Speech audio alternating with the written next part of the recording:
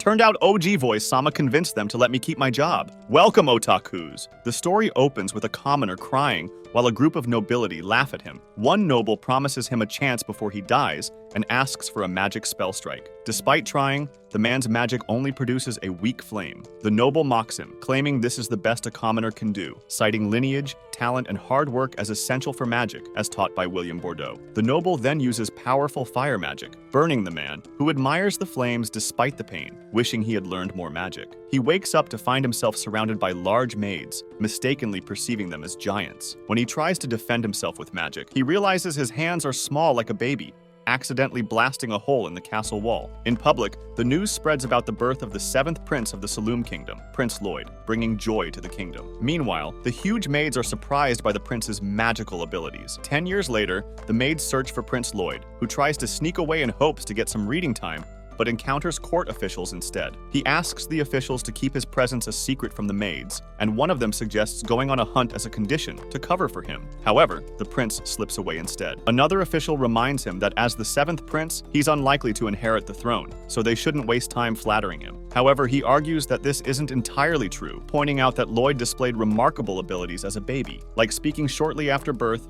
and preferring spell books over picture books. He even refused breast milk, which led the official to believe Lloyd might be the reincarnation of William Bordeaux. The other official finds this idea absurd, but Lloyd admits he's someone who has been reincarnated, previously just a commoner with intact memories for reasons unknown to him. Yet, he's uninterested in status or glory, preferring to follow his past life's philosophy. He heads to the library, eager to uncover the impressive magic it holds, considering it superior to the Saloum Magic Academy's collection. Trying to read, he's interrupted by a maid named Silfa, who engages him in sword training. Lloyd questions the necessity of sword training for a 7th prince unlikely to ascend the throne, but Silfa insists it's crucial for a royal family member to be skilled with a sword. She reveals she's been tasked with Lloyd's education for 3 years, considering it her life's purpose. Lloyd realizes she'll continue training him until he shows improvement and engages her seriously in combat. They engage in a sword fight, with Lloyd noticing Silfa's tendency to hold back. He admits to using control-type magic to track her movements, considering it cheating, but he's eager to return to reading books. Despite his efforts, Lloyd acknowledges he's still no match for her due to differences in arm strength,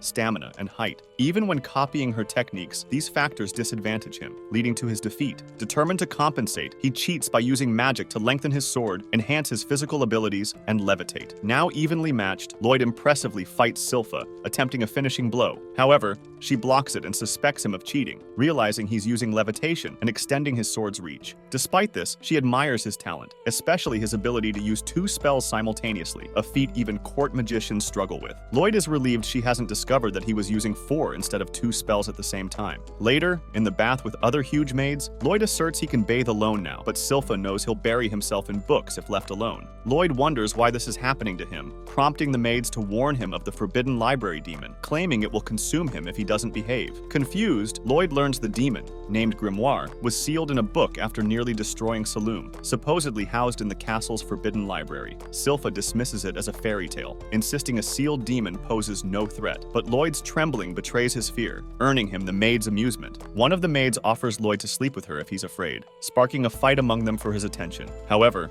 Lloyd slips away, quivering with excitement rather than fear. At night, he stealthily leaves his room and conceals himself with magic as he makes his way to the forbidden library. A guard, one yawning and the other alert, discusses the library's dangers, a powerful demon and magic capable of shaking the kingdom. Lloyd enters unnoticed. The guard mentions the library's impenetrability due to sealing spells cast by the 10 most powerful mages. Despite this, Lloyd effortlessly breaks the seal and marvels at the vast book collection, unaware such a place existed in the palace. Eagerly reading, he plans to replace the barrier once he finishes exploring. Suddenly, a demon emerges from one of the books, impressed by Lloyd's entry. Lloyd, curious, introduces himself, and the demon, Grimoire, requests to be unsealed, offering gold in return. However, Lloyd discovers the gold is merely dust transformed by creation magic, which Grimoire admits is not his specialty. Lloyd promises to replace his seal, explaining his allegiance to the kingdom and his dedication to protecting it from demonic threats. Therefore, he cannot let him escape. Grimoire assures Lloyd that he holds no grudge against present-day humans, as the mage who sealed him lived long ago. Despite this, Lloyd remains skeptical. Grimoire proposes to teach Lloyd ancient magic if he releases him, intriguing Lloyd. Doubting Grimoire's sincerity, Lloyd questions whether he'll truly teach him. Grimoire affirms his intention, sensing Lloyd's abundant magical talent. Lloyd agrees to unseal Grimoire, asking for instruction in ancient magic. As he gets free, Grimoire launches an attack with an ancient spell, Arcus Obscura, expecting it to be lethal against Lloyd. Surprisingly, Lloyd erects a barrier, emerging unharmed. Impressed, Lloyd requests to see more of the spell. Grimoire repeatedly attacks with the same spell, but Lloyd's barrier remains impenetrable. Lloyd calmly analyzes the spell, finding it fascinating and desiring to experience its effects firsthand. He extends his finger beyond the barrier, allowing the spell to injure him. Despite the pain, Lloyd finds the experience both painful and beautiful, licking his blood and asking Grimoire to demonstrate more spells. Grimoire grows another mouth, enabling him to cast 2 spells simultaneously. He merges the spells into a more potent Arcus Obscura, yet Lloyd's barrier remains resilient. Lloyd finds the ability to cast 2 spells at once fascinating, but realizes it's a skill only a demon with 2 mouths can achieve. Even this enhanced spell fails to breach Lloyd's barrier, surprising Grimoire. Lloyd remarks on the enjoyment he must have had learning such a spell. Attempting to escape, Grimoire encounters another barrier, prompting him to question how many barriers Lloyd has created.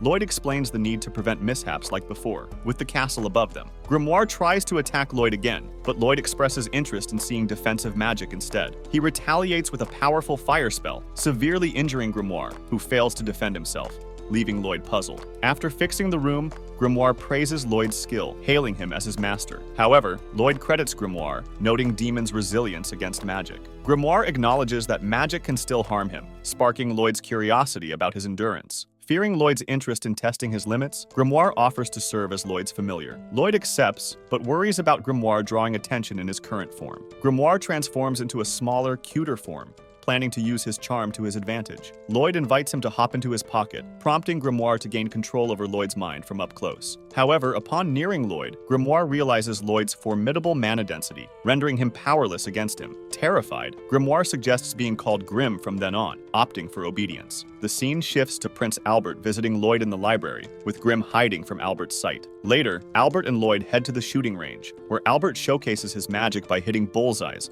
earning praise from the accompanying minister. Grim observes Albert's talent, while Lloyd acknowledges his brother's intelligence and physical prowess, considering him a potential future king with access to various castle facilities. Occasionally, Albert invites Lloyd to join him, providing rare opportunities for Lloyd to use magic within the castle. It's now Lloyd's turn to shoot targets. Lloyd, uninterested in the throne, aims to avoid drawing attention to himself, preferring to focus on studying magic without distractions. He decides to make his fireballs curve to graze the targets, a challenging feat. With Grim's skepticism, Lloyd employs his magic, successfully grazing all targets uniformly. Though ministers praise Lloyd's skill, they compare him unfavorably to Albert, who hits targets directly. Grim, however, marvels at Lloyd's precise control, unnoticed by others. Lloyd explains the benefits of adding rotation to fireballs, stabilizing their trajectory. Impressed, Grim realizes Lloyd's passion for magic. Albert then suggests Lloyd play around while he takes a break. Prince Albert leaves, leaving Lloyd alone in the shooting gallery, which delights Lloyd as he plans to experiment with magic. Eager to try Grim's double incantation trick, Grim explains it's a skill exclusive to demons due to their multiple mouths. Lloyd absorbs Grim, manifesting Grim's mouth in his hand, an unconventional approach to double casting. Curious, Lloyd asks Grim if he can cast advanced magic spells. Grim, confident in his abilities, agrees to try casting together. Mid-cast, Grim panics, surprising Lloyd. Grim questions Lloyd's intentions, shocked by his attempt to stack spells. Lloyd explains spell stacking as a method to combine incantations from multiple spells, abbreviating casting time. Lloyd reveals he attempted 100 incantations simultaneously, alarming Grim, who clarifies that a typical stack involves only 2 to 3 spells. Undeterred, Lloyd discovers he can speak through Grim's mouth, realizing he can use both mouths simultaneously. Excited, he attempts to recite 2 advanced incantations at once, merging fire and water-type spells. Grim, astounded by Lloyd's audacity in merging different spell types, worries about the safety of casting a double incantation.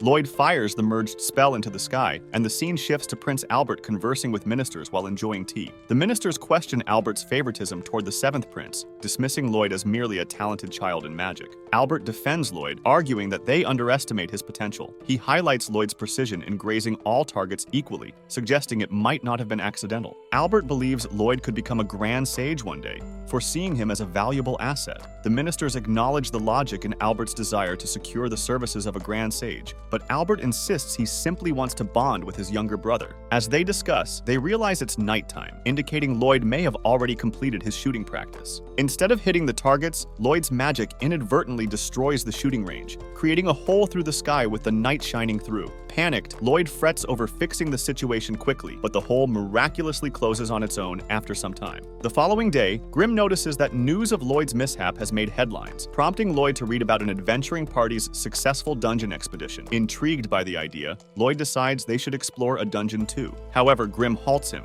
fearing the outcome of his disappearance. Lloyd reassures Grim, creating a plant-based double of himself using an acorn. Explaining the double's construction, Lloyd demonstrates its ability to perform basic actions. However, he acknowledges it won't fool Silfa, who has a keen eye for detail. Undeterred, Lloyd sets off from the castle, communicating with Grim through his hand to ensure all is well on his end. Lloyd reveals that he has transferred Grim's consciousness into the puppet while absorbing Grim's body into himself, enabling Grim to control Lloyd's body. Lloyd instructs Grim to continue impersonating him while he's away, and Grim marvels at the puppet's capabilities, relishing the freedom it grants him. Expressing gratitude for having Grim as a familiar, Lloyd touches his heart, prompting Grim to urge Lloyd to return soon. Meanwhile, Lloyd contemplates where to find a dungeon and notices a girl fleeing from somewhere. She single-handedly defeats a group of orcs, impressing Lloyd with her martial arts skills. He admires her use of a breathing technique called chi, commonly practiced in foreign countries, which enhances physical abilities by channeling energy through the body. The girl notices Lloyd observing her and calls him out, but Grim warns Lloyd against revealing his identity as the Seventh Prince. Lloyd agrees, and the girl, assuming Lloyd is an enemy, charges toward him. Lloyd quickly alters his appearance using an illusion spell and introduces himself as Robert, a novice adventurer. Lloyd's new appearance is a blend of his and his brother's, created through the illusion spell. The girl Tao finds Robert attractive and explains she has spent years training in martial arts. Disappointed by her past encounters with men who chased after delicate priestess-like girls, Tao resolves to make Robert her boyfriend. Robert proposes they tackle a dungeon together, to which Tao eagerly agrees. In the dungeon, Tao showcases her combat prowess, asking Robert if he's impressed by her strength. However, she discovers Robert is more focused on collecting glowing stones than admiring her. Despite this, they press forward, with Tao revealing she hasn't found trustworthy companions for adventuring. The two take a break from their exploration. Robert inquires if Tao used chi during her battles, surprising her with his knowledge. He compares chi to mana and emphasizes the importance of breathing while utilizing it. Impressed by Robert's observation, Tao explains that controlled breathing enables them to harness explosive power beyond normal limits, but mastering chi requires extensive practice. She notices Robert attempting chi breathing, causing discomfort in his lungs. Concerned for Robert's well-being, Tao advises him to refrain from pushing himself, as inexperienced chi breathing can cause intense pain. However, Robert persists, intrigued by the newfound energy within him, believing it could enhance his magic. Tao offers to teach him more about chi, and Robert gratefully accepts, committing to continue his chi breathing until they exit the dungeon. Meanwhile, Grim, in the castle, ponders Lloyd's unconventional nature, considering the comfortable life he leads, yet remaining indifferent to it. Grim is startled by Silfa's unexpected presence. The scene shifts to Tao defeating the dungeon boss with a chi blast, allowing them to access the treasure chest. Tao remarks on the modest treasures due to the dungeon's undeveloped state, while Robert admires the chest's mechanism, which only opens after the boss is defeated. Tao notices Robert has adapted to chi breathing and considers him a potential partner, even envisioning her strict grandfather approving of him as a fiancé. Despite this, Robert suggests they open the treasure chest. Upon Tao's attempt to do so, an ambush ensues, but Robert intervenes, saving her. A lich emerges from the chest, prompting Robert to question its nature. Tao reassures him, advising him to leave the dungeon. Despite Tao's warning, Robert insists on staying to witness the confrontation. However, Tao, fearing for his safety, employs a chi technique to propel him away. Though she expects it may cause some injury, she believes it's preferable to risking his life against the lich. Watch this next video.